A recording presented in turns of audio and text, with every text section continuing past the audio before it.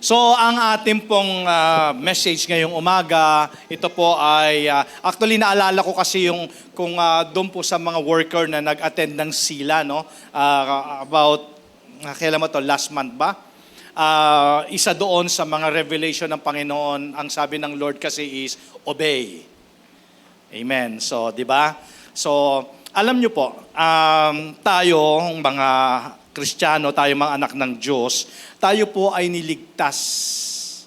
O hindi tayo naligtas dahil by obedience. Tayo ay na-save by grace through faith. Alam po natin yon. Yun po yung ating statement of faith natin yon. We have been saved by grace through faith. Okay. Pero the person who has been saved is then called to live in obedience to God. Amen po ba yun?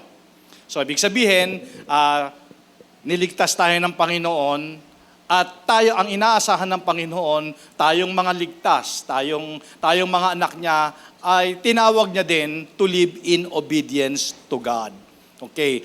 So, ang ating pong message ngayong umaga is about obedience. And obedience is the clearest language of love. Okay? Ayan. Ano ba ang opposite ng obedience? Siyempre, disobedience. Tama? Yung pagsuway, di ba? Katigasan ng ulo. Kaya kung mapapansin mo, kahit mula nung bata ka pa, matanda ka na ngayon, kung babalikan mo, yung mga napahama ka dahil sa pagsuway, di ba? Ito yung pangaral ni nanay, ito yung pangaral ni tatay, di ba? Dahil hindi mo sinunod, ginawa mo yung sarili mong gusto, napahama ka. Diba? Kaya nga meron pa sinasabi ni nanay, sinasabi ni tatay, sumunod kayo kasi dinaanan ko na yan, pabalik na ako. Eh siyempre, si anak, pilosopo. Sabi ni anak, ba't di tayo nagkasalubong? Diba? So pero kung babalikan mo, sige nga, think about this church, mga kapatid. Diba? Karamihan sa mga bagay na nangyari sa atin dahil sa pagsuway. Tama? Kaya pala ang Bible talks about obedience. Diba? Ulitin ko po, tayo ay hindi naligtas because of obedience. We have been saved by grace through faith. Dahil sa biyaya ng Diyos at sa pananampalataya natin, tayo ay niligtas ng Panginoon. At dahil ililigtas tayo ng Panginoon, we are the person who are also called to live in obedience. Alam niyo si Paul, sa Bible, he talks about grace and he talks about law. Di ba sinabi rin naman ni Paul na we are no longer under the law. Okay? Pero primarily, si Apostle Paul talking about the law of Moses. Okay? So, ito yung law na binigay, the covenant given to Israel through Moses. So, hindi nangangahulugan na dahil sinabi ni Paul na we are no longer under the law and we are now on grace period, hindi nangangahulugan na kailangan na nating i-ignore yung mga commands ng Panginoon. Tama po ba? So, grace doesn't mean na lawlessness. Hindi nangangahulugan na hindi na natin kailangan sumunod sa Panginoon. Kaya, jumping to New Testament, in Book of John chapter 14 verse 15, anong sabi dito?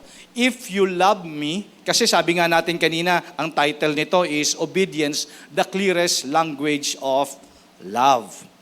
Okay? So, in Book of John, chapter 14, verse 15, it says, if you love me, kung mahal mo ko, you will keep my commandments. Sino dito yung nagmamahal sa Panginoon? Taas nga ang kamay, nagmamahal sa Panginoon.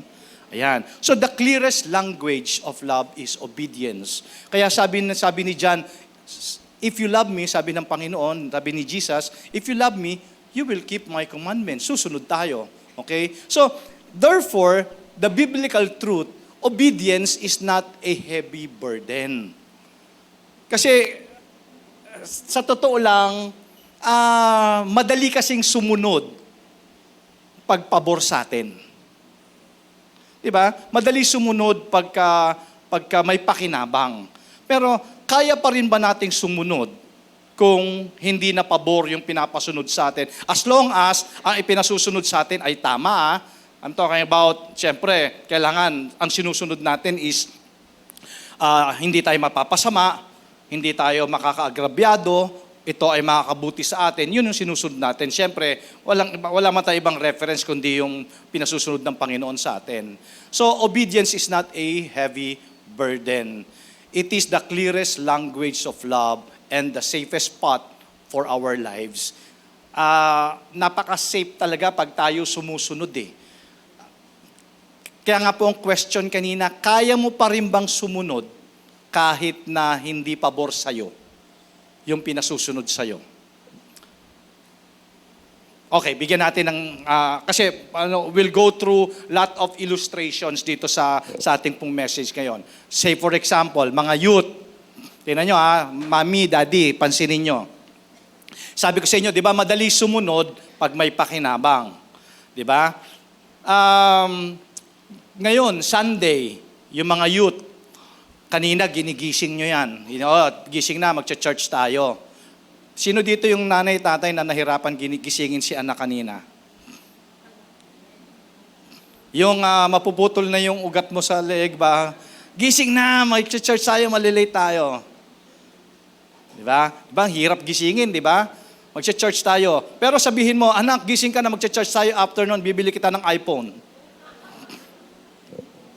Tayo agad yan, di ba? Kasi may pakinabang. But the biblical truth is, ang obedience is not a heavy burden. Ang tunay na pananampalataya is shown through willing, wholehearted obedience. Hindi dahil lang sa salita. Hindi lang dahil sa feelings or religious acts. Lalo na kapag nag-o-obey ka ng kahit walang kapalit. Yun ang tunay na pagsunod, okay? Yun ang tunay na pagsunod. Yung sumusunod tayo sa tama, sumusunod tayo na kahit walang kapalit. Amen po ba yun? Amen. Okay. In 1 Samuel chapter 15 verse 22, sabi ng Bible, to obey is better than sacrifice, and to heed than the fat of rams. Sa Tagalog, sabi niyan, mas nalulugod daw ang Diyos, ang Panginoon, o mas nalulugod ba ang Panginoon sa mga handog ninyo kaysa pagsunod sa Kanya? Diba? Kasi minsan akala natin yung ating duty, yung ating mga ginagawa, sumusunod naman ako eh. Diba? Sumusunod ka nga, pero panay naman ang murmuring. Diba? Meron ganun, di ba? Sumunod na nga, pero panay pa yung murmuring.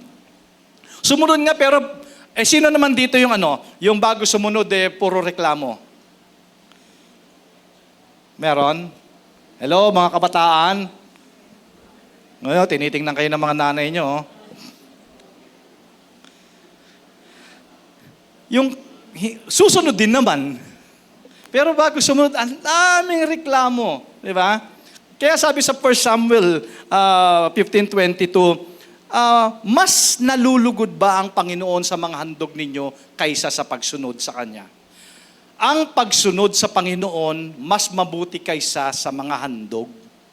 Ang pakikinig sa Kanya ay mas mabuti kaysa sa paghahandog ng ng matabang tupa. Kaya nga sabi natin, lagi bukang bibig natin, mahal ko si Lord. Kaya tinanong ko po kayo kanina, mahal nyo ba si Lord? Sabi ninyo, mahal nyo si Lord. Mahal natin ang Panginoon. But you know what? The common mistake is, maraming nagsasabi na mahal natin ng Lord, nagche-church naman ako, nagse-cell group naman ako, di ba? Pero dumadating yung time na pag tayo ay nandun tayo sa crossroads at kailangan nating mamili, sabi natin, love natin si Lord, pero mas pinipili natin yung sarili nating will. Di ba? Pagka yung will ng Lord ay iba na doon sa gusto nating mangyari. Kaya ang tanong nga lagi, sino ba talagang nasusunod sa buhay natin? Sabi natin, mahal natin si Lord, pero namimili lang tayo ng susundin. Ito, susundin ko to, ito, Lord, wag mong pakialaman to, akin to.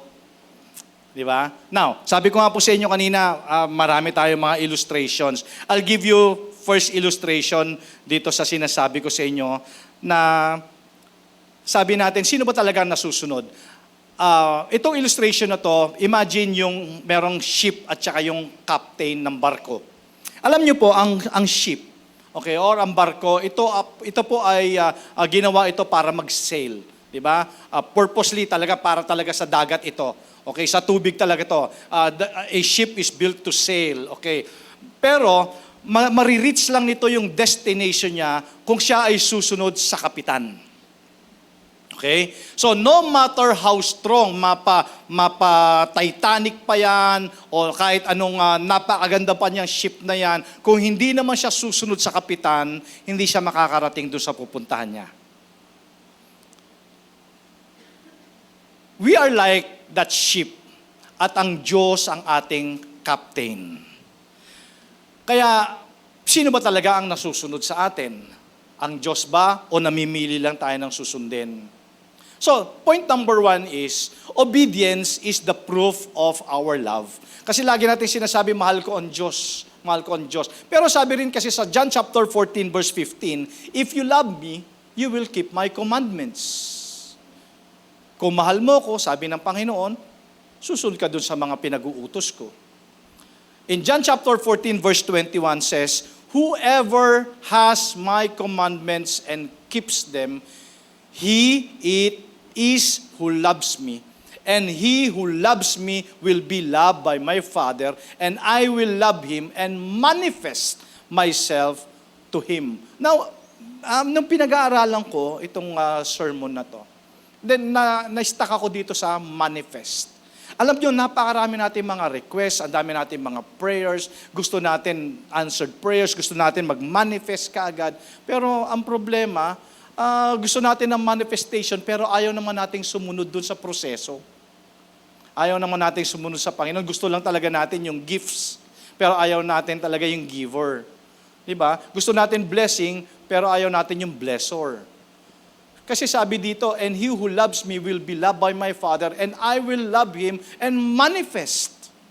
Diba? Magmamanifest. Yung pagpapala ay magmamanifest. Kasi mga kapatid, sa pagsunod, merong pagpapala. Diba? Kahit naman dito sa buhay natin sa ibabaw ng lupa, diba? Pag ikaw masunurin ka sa magulang mo, diba? Abay, kahit anong request mo, hanggat kaya ni nanay at ni tatay, diba? Tama ba yon? Kasi masunurin na bata. Well, ganun din sa Panginoon. Siyempre, magmamanifest yung hinihingi natin, di ba, kung tayo ay masunurin sa Kanya. In 1 John chapter 2, verse 3 and 6, and by this, we know that we have come to know Him if we keep His commandments. Isa pala itong indikasyon na talagang nakikilala natin ang Diyos kung tayo ay sumusunod sa Kanya. Okay, so whoever says, I know Him, but does not keep His commandments is a liar. And the truth is not in him. So hindi mo pwedeng sabihin na mahal mo ang Diyos, hindi mo pwedeng sabihin na nakikilala mo ang Diyos, pero hindi ka naman sumusunod. So ibig sabihin, wala yung katotohanan sa atin pag ganun. But whoever keeps His word, in him truly the love of God is perfected. By this, we may know that we are in Him. See? Makikita mo, pag ikaw ay willingly sumusunod na sa Panginoon, dito mo pala, isa tong indikasyon, malalaman mo talagang sumasa atin ng Panginoon. So whoever says he abides in Him ought to walk in the same way in which He walked. So, we do not obey to earn God's favor. Okay? Church, gusto ko po malinaw ito ha. Hindi tayo nag-o-obey sa Panginoon para lang lahat ng pabor na gusto natin ay mapasa atin. We obey because He first loved us. And we trust God and we trust His heart. Kasi words of love are easy to say. Masyadong common na to eh. Yung I love you Lord, mahal ko si Lord. Pero words of love are easy to say. Obedient actions prove that those words are true. Ibig sabihin, pag sinabi nating mahal natin ng Panginoon, dapat yan ay may kasabay na pagsunod. Hindi po pwede sinasabi natin, mahal natin ng Diyos, pero hindi naman tayo sumusunod. So, madali sabihin talaga na mahal natin ng Diyos eh. So, another illustration nito is, imagine the child and the father. Di ba? Yung mga anak natin o yung mga bata, di ba, lagi lang sinasabi, o tayo man mismo, sinasabi natin, nanay, tatay, mahal ko kayo. Pero sinusuway naman natin yung kanyang mga pangaral, yung mga utos niya. Di ba? So, hindi nagsushow yung respeto natin o yung pag-honor natin sa Panginoon. So, when we obey God, we are saying, Lord, I honor you. I trust you. Alam ko, Panginoon, na mabuti ka at ang plano mo sa akin lahat ay mabuti. So, ibig sabihin mga kapatid, again, yung words na I love you sa Panginoon, dapat po yun ay may action. Amen po ba? Kasi madali sabihin, di ba? Parang showbiz lang yan eh.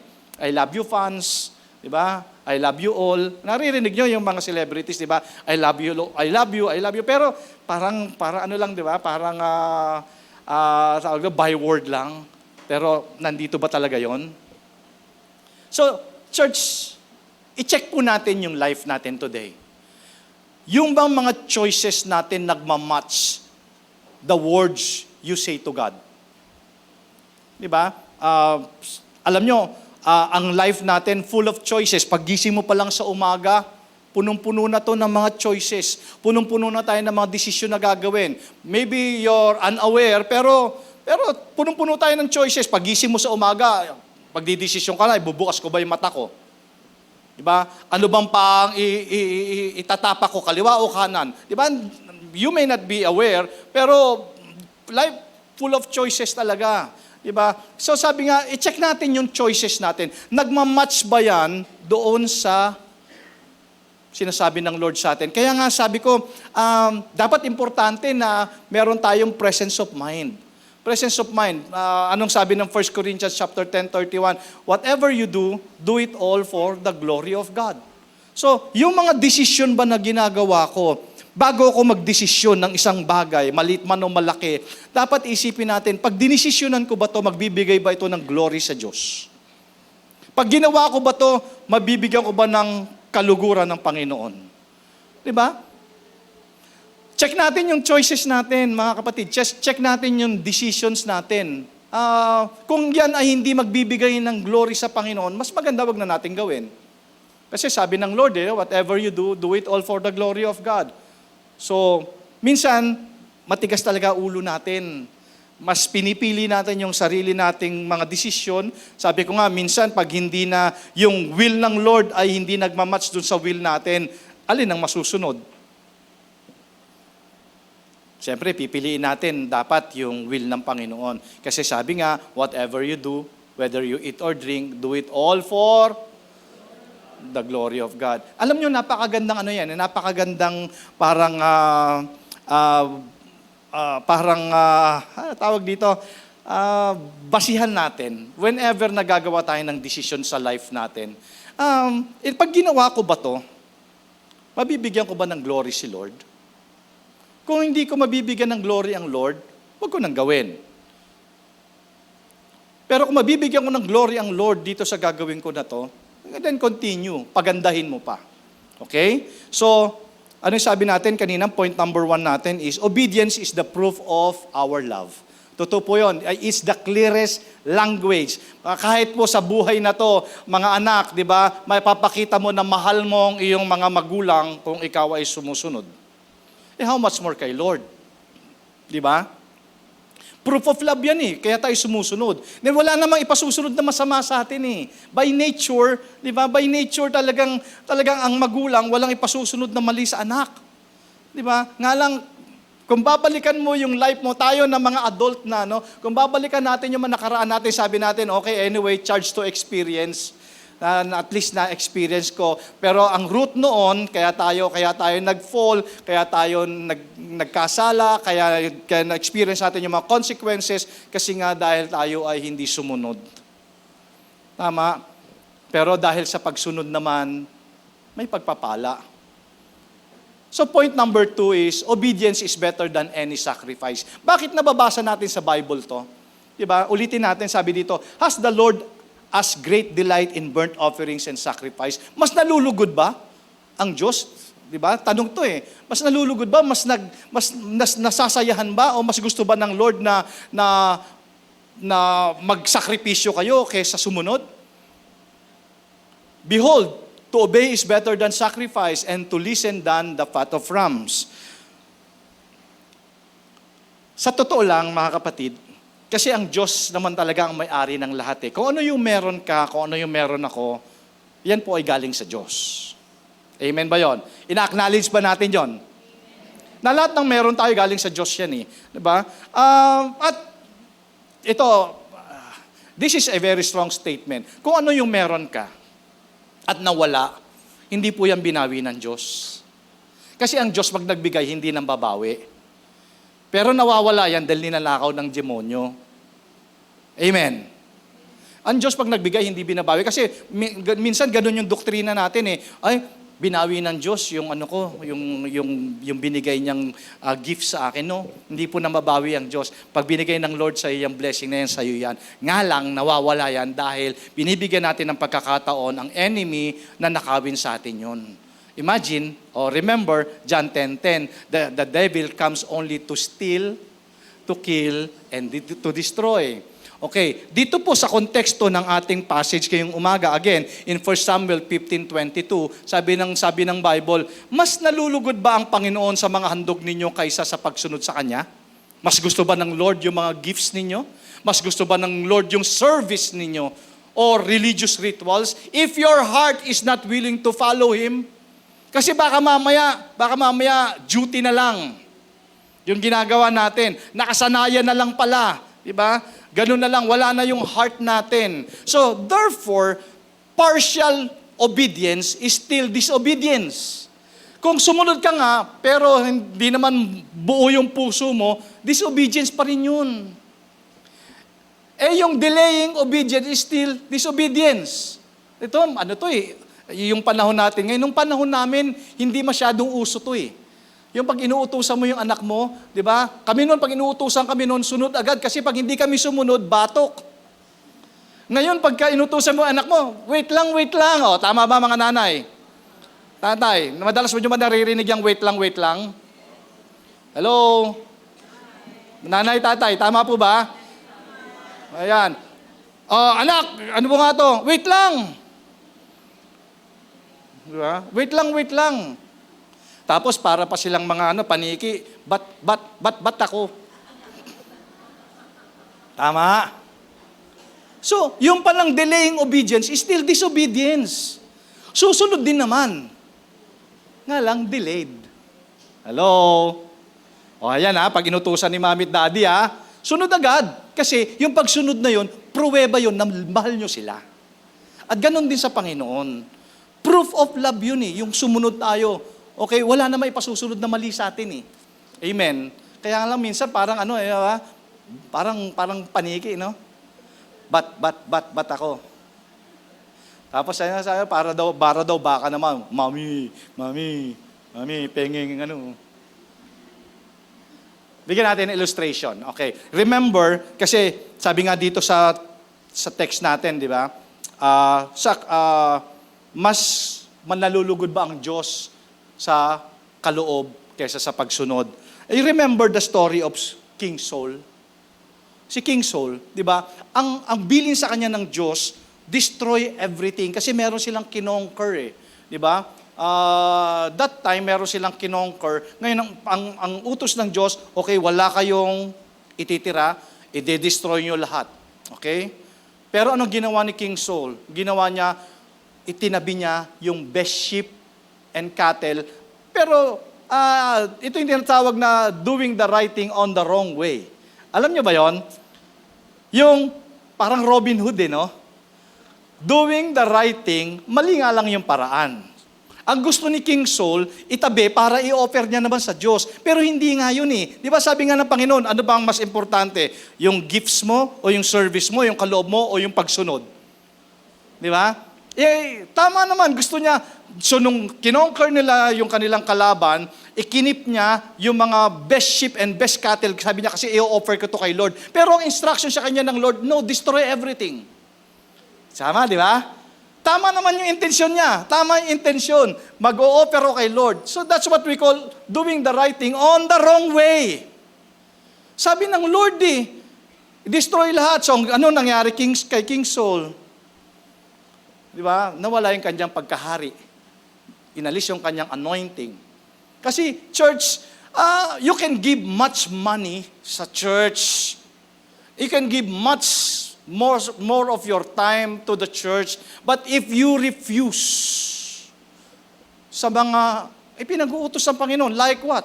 Diba? If you refuse to forgive, if you refuse to humble yourself or walk rightly, it means nothing to God. Baliwala pa rin lahat yung mga binibigay natin. Kasi mas importante sa Panginoon yung sumunod tayo kaysa tayo ay magbigay. Diba? Of course, okay naman yun, secondarily, pero mas importante sa Panginoon yung pagsunod. Imagine, diba? Anong mali doon? Anong mali doon? Kung titingnan mo, iba, gusto nga ni Saul na i-offer yung best Tama, doing the right thing, but on the wrong way. Kasi ang gusto ng Lord, mag-obey. Ito yung instruction sa atin obey, destroy everything. Di ba? And then another illustration, the doctor's order. Alam niyo po, kahit na bilin mo yung pinakamahal na gamot, kahit na meron kang pambili ng pinakamahal na gamot, okay, pero hindi mo naman siya tinitake. Sabi ng doktor, okay, gamitin mo to, i-take mo to 6 o'clock in the morning, okay, gamitin mo to sa hapon at sa gabi 3 times a day, okay, for 1 week. Kahit na meron kang gamot, church, hindi ka gagaling kung hindi ka susunod as it's prescribed.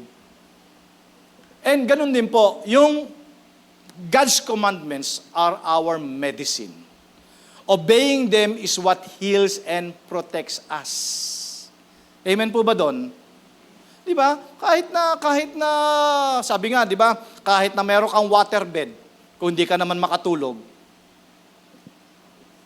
Amen? Aanuhin mo ang bahay na bato kung ang nakatira.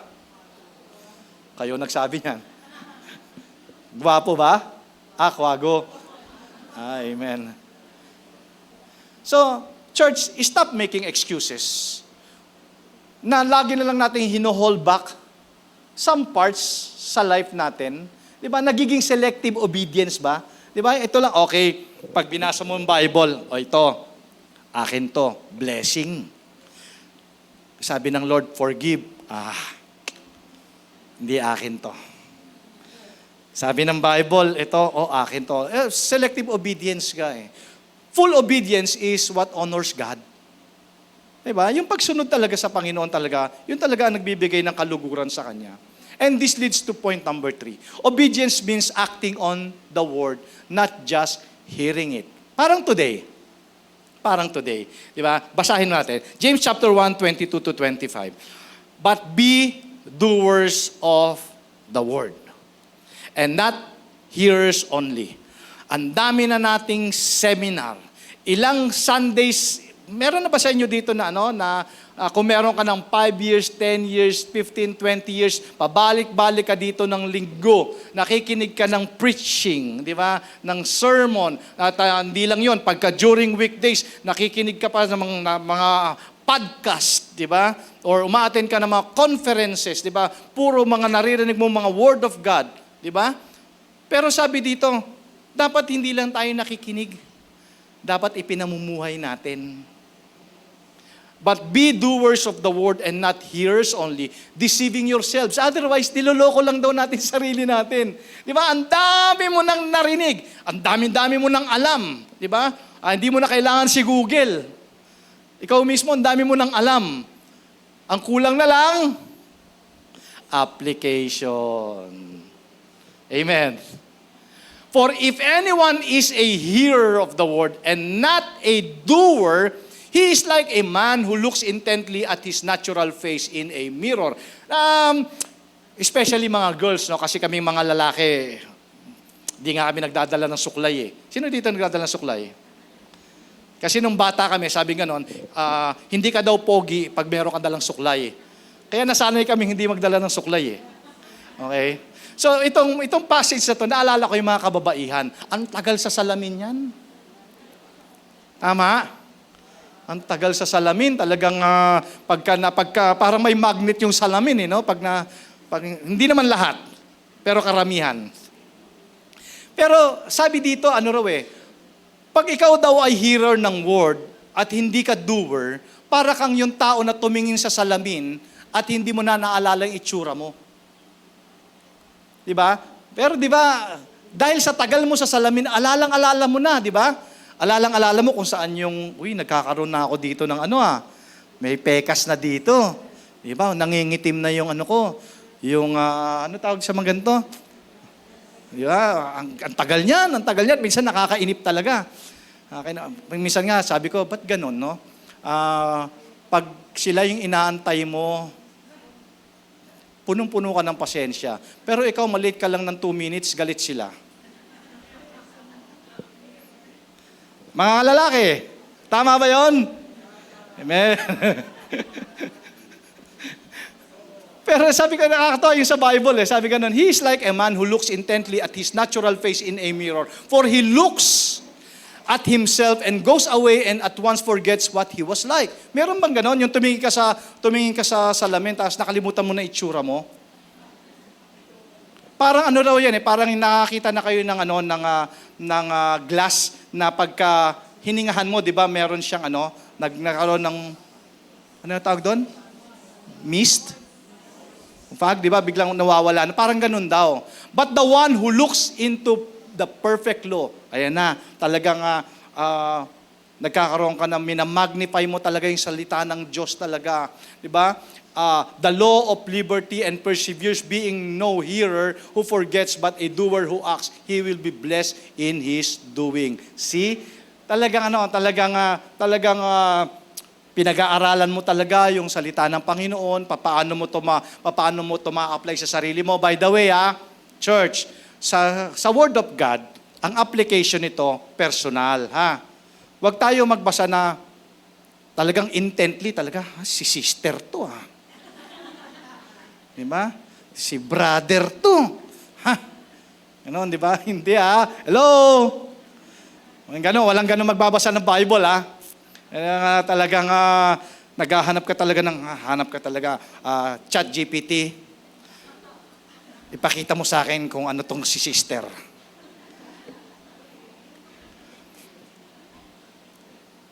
Alam niyo po, ang pananampalataya that only listens but never acts is like looking at your face in a mirror and immediately forgetting what you look like.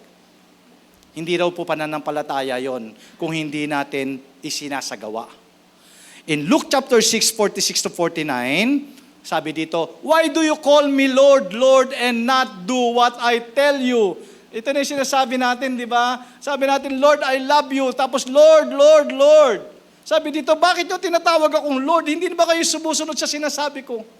Everyone who comes to me and hears my words and does them, I will show you what he is like.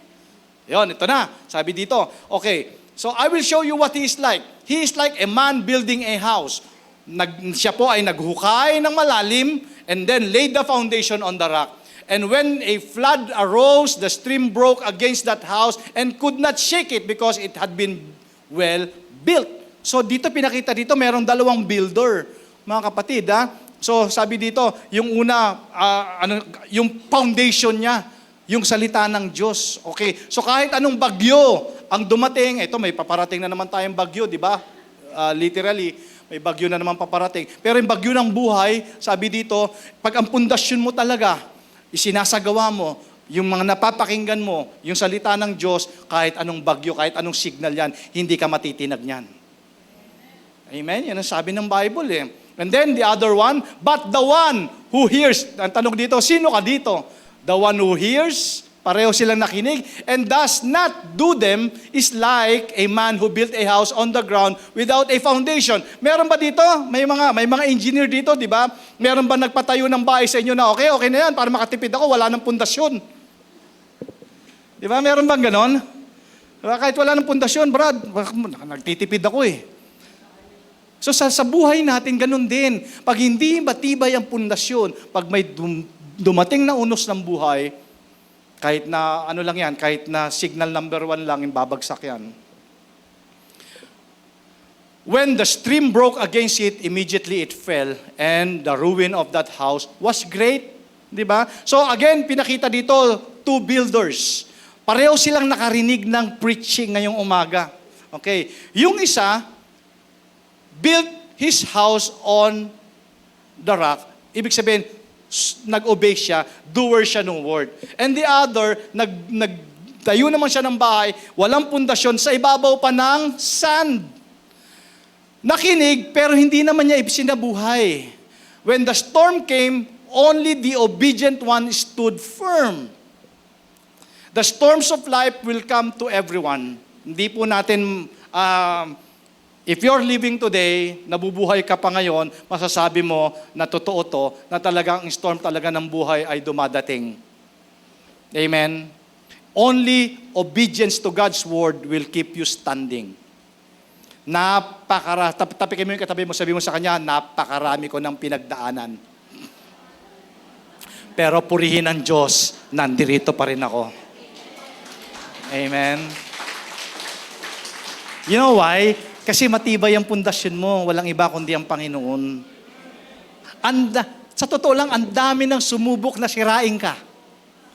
Tama? Nagtulong-tulong na sila. Si Diablo, yung nagpapanggap na Diablo, di ba? Kung ano-ano na, talagang sinubukan ka ng pabagsakin, pero hindi ka kinaya. Dahil matibay ang pundasyon mo. Amen? Amen yon?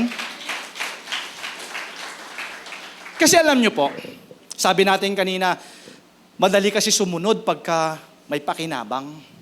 Pero pag walang pakinabang, ang hirap sumunod. You know? Pero true obedience does not wait for the right feelings. Parang namimili ka, parang hindi ko trip ngayon sumunod. Ay, mga ganun, di ba? Parang hindi ko vibe ngayon. Kabataan ngayon, di ba? Church, don't wait for the right feeling kung kailan ka susunod. Ginagawa natin yung tama kasi ito yung sabi ng Panginoon. Amen? I'll give you another illustration. Ito, ano to ngayon? Visible na visible tong umbrella ngayon. Di ba? Alam nyo, tayong lahat, pag nakakita tayo ng payong, di ba? Alam natin how it works. Okay? Alam din natin na kailangan natin buksan yung payong para pag umulan hindi tayo mabasa. Tama po ba? Kasi, meron ba naman may dala kang payong tapos umuulan, hindi mo binubuksan, mababasa ka talaga. Okay, speaking of payong, kami mag-asawa, hindi namin alam kung ilang payong na naiiwan namin kasi hindi kami sanay talaga magdala ng payong. Lagi, pag may dala kami ng payong, naiiwan namin yon. Okay, pero going back, knowing how an umbrella works will not keep you dry. Hindi lang dahil alam mo na, ang umbrella dapat binubuksan para hindi ako mabasa. So just knowing that, it will not keep you dry. Kailangan mong buksan talaga yung payong and use it when it rains. Knowing God's word will not save or bless you. You must do what it says. Ito yung lagi nyo naririnig sa akin. Yung power ng word, makapangyarihan kasi ang word ng Lord eh. Sharper than two-edged sword. Makapangyarihan yan. Pero magmamanifest lang yan. Mag-work lang yan sa life natin kung yan ay ipinamumuhay natin. Amen? Kasi yun yung tunay na pananampalataya. Nag-a-act tayo dun sa word. Okay? So parang umbrella yan. Kailangan mong buksan. Ibig sabihin, yung salita ng Diyos, kailangan mo ipamuhay yan para mag-work sa life mo. Okay? So do not be satisfied, mga kapatid, just listening to sermons. Huwag kayo masatisfy lang. Itong sermon na to, 45 minutes, di ba? Let every message change how you speak. Let every sermon change the way you act and decide. Di ba? Kasi ano lang to hindi lang yung parang nakasanayan lang, makinig lang tayo doon, parang ano lang yan, pampa-good vibes. Di ba? Hindi po, talagang kaya po tayo nakikinig ng salita para hindi lang tayo ma-inform, para ma-transform tayo. Kasi yung weapon natin to. Nakakita na kayo imagine po isang armory. Isang armory na punong-puno ito ng mga weapon dun sa loob. Ganon din po yung Bible, ganon din po yung Word of God. Na sa bawat situation natin, meron kang word na bubunutin. Di ba? In every battle, In every battle, meron ka dapat word na kukunin. Di ba? Sa gera, ganun, di ba? Pag may gera, dapat alam mo kung ano yung kukunin mo. Di ba? Mayroon nga joke, di ba? Pag nasa loob kayong dalawa ng drum ng kalaban mo, anong kukunin mo? Alam mo, Armalite. Di ba? So, knowing the word, dapat alam mo kung paano mo gagamitin. Dapat alam mo yung, kaya dapat hindi lang naiipon dito yung word, pinapamuhay yun. Kasi merong situation, maaari hindi ngayon, pero datating ang sitwasyon, datating ang panahon na kakailanganin mo siya. Amen. So do not be satisfied just listening. Let every word change how you speak.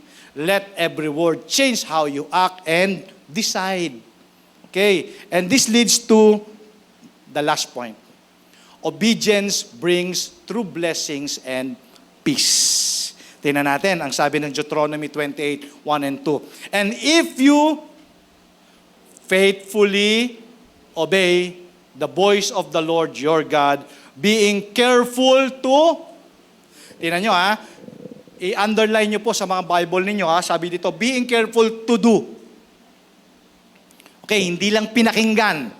Being careful to do all His commandments that I command you today. The Lord your God will set you high above all the nations of the earth. And all these blessings, so, church, meron pong pagpapala sa pagsunod. All these blessings shall come upon you and overtake you. Yun ang maganda doon, di ba? Talagang habang naglalakad ka, inuunahan ka na ng pagpapala. Di ba? Ito yung sinasabi natin na August pa lang ngayon, pero pinapakita na ng Lord sa iyo sa September. Ito na yung mga blessing mo.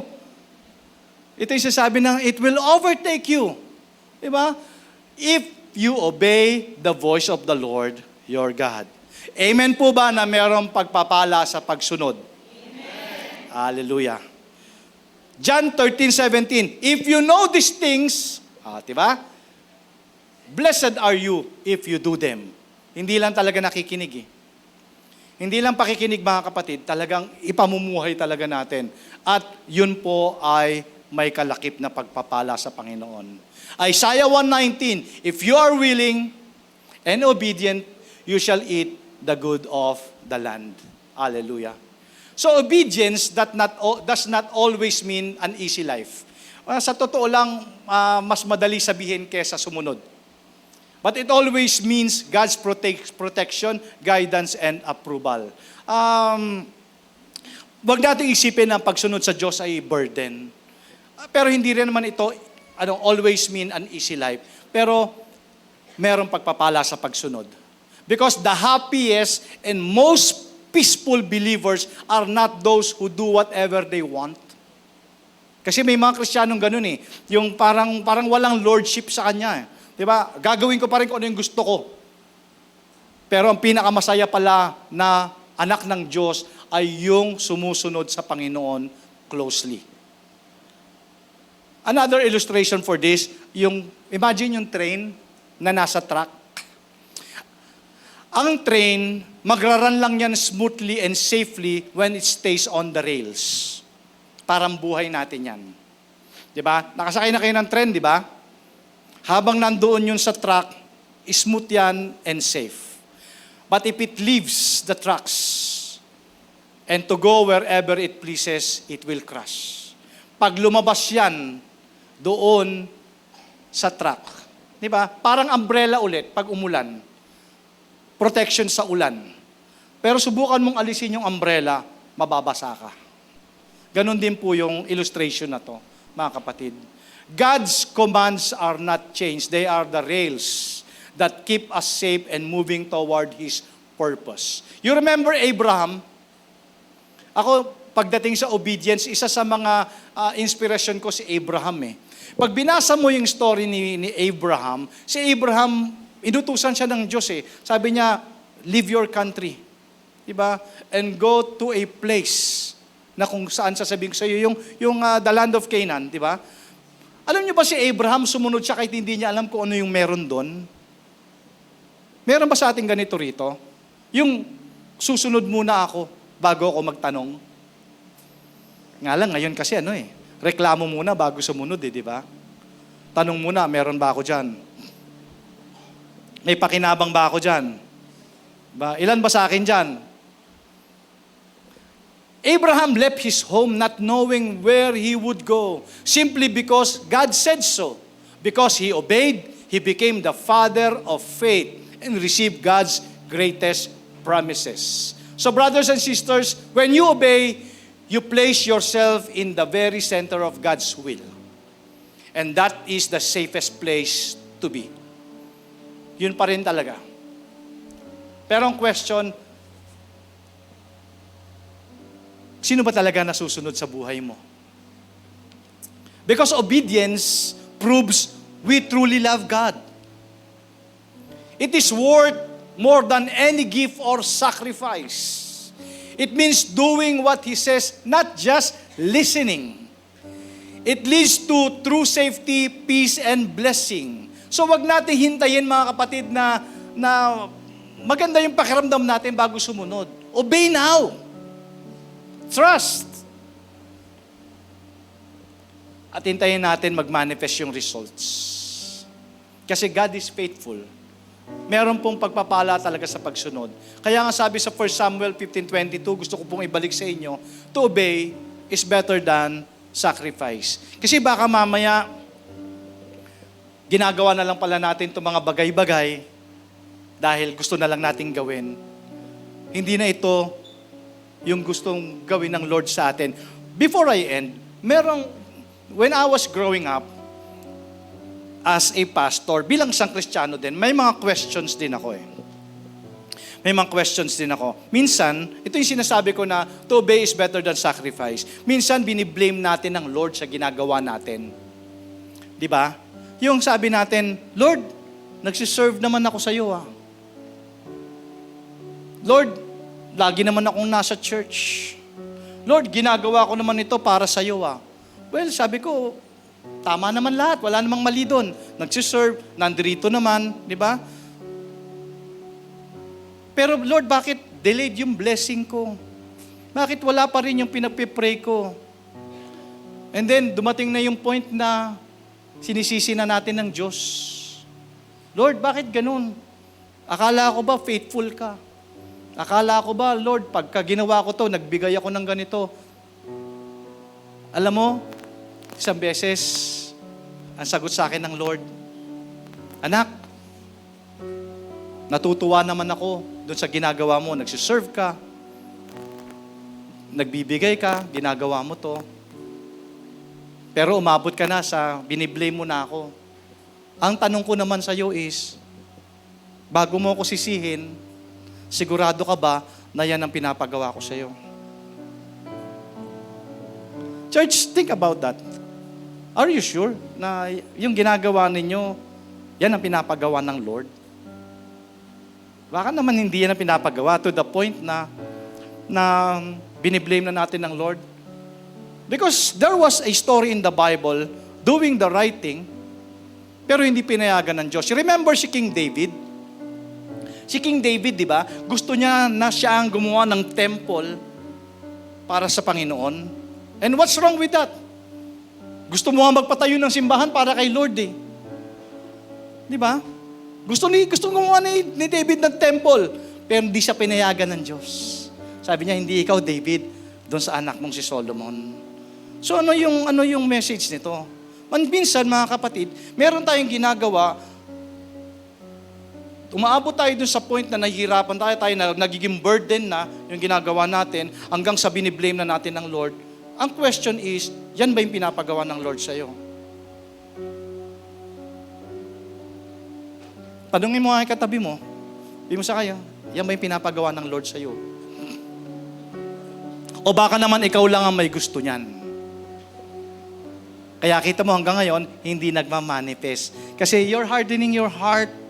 Kasi yan ang gusto mo eh. Kasi kaya mo ginagawa yan kasi may pakinabang eh. Hindi naman pala yan ang ginagawa ng Lord. Ang sabi ng Lord, anak, forgive. Humble yourself. Di ba? Yun yung gusto ng Lord. I don't know, hindi ko po alam. Pero naniniwala ako, God is talking to your heart. Nararamdaman nyo yun eh. God is speaking to you. Nga lang minsan nire-reject natin. Kaya nga nung sabi ng Bible, my people are perish. for lack of knowledge. Lack of knowledge ba talaga? Ang dami na nga nating alam eh. Hindi po lack of knowledge, we just reject yung sinasabi ng Lord kasi meron tayong ibang gusto. Mami, gusto ko, Lord, ayoko yan. Iba na lang. Sabi ng Lord, ito gusto ko. And I will bless you. This is the safest place. Pag ginawa mo yan, I will bless you. Lord, ayoko yan, mahirap yan eh. Dito na lang ako. Di ba? So, church, ay siguro kailangan natin na mag-reflect. When you go home, talk to God again. Lord, anong gusto mong gawin ko? Ikaw ang mag-lead, ikaw ang mag-guide. Yung gusto mo, yun ang gagawin ko. Kasi gusto ko, ano man ang gawin ko, magbibigay ng glory sa'yo. Amen? Yun ang pagkakamali natin kadalasan, mga kapatid. Check your heart.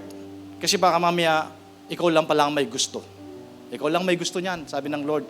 Hindi yan ang gusto ko, ang gawin mo. Hindi, itong gusto ko, Lord eh. Ikaw, sabi ng Lord. Andito lang naman ako. Pag nagkamali ka, pag nag-fall ka, nandito lang ako, naghihintay sa'yo. Balik ka lang. Diba? Ganon si Lord eh. Ganon magmahal si Lord eh. So, church, we really need to sit down again, talk to God, and recommit. Obey is better than sacrifice. Sabi ng Lord, if you love me, you will obey me.